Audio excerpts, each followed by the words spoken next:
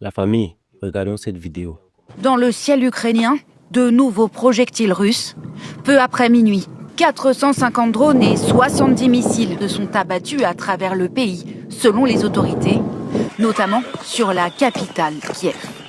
Des immeubles d'habitation et des infrastructures énergétiques ont été touchés, au moment où les températures avoisinent les moins 20 degrés. Poutine a attendu que les températures baissent et a accumulé des drones et des missiles pour poursuivre ses attaques génocidaires contre le peuple ukrainien.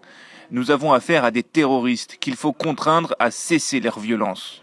Ces attaques interviennent après une brève accalmie, pendant laquelle la Russie s'était engagée à ne pas frapper Kiev et les infrastructures ukrainiennes.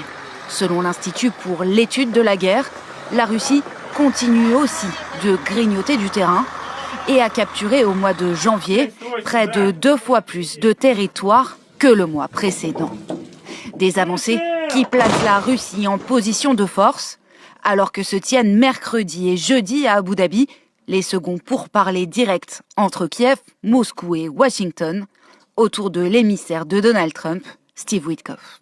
En synchronisant ses frappes de drone avec l'arrivée du gel, Moscou transforme la météo en arme de siège tactique. L'objectif n'est plus seulement de détruire, mais d'asphyxier Kiev en exploitant la vulnérabilité thermique du réseau énergétique.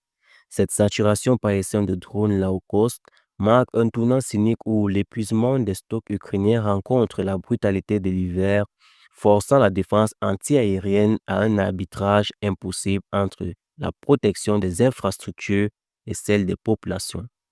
Ce n'est plus une simple offensive militaire, c'est une guerre d'usure psychologique où chaque degré perdu au thermomètre devient un levier de pression supplémentaire pour le Kremlin. Voilà, merci d'être resté jusqu'à la fin. Je vous invite à vous abonner, d'activer la cloche de notification pour ne rien manquer des prochaines actualités.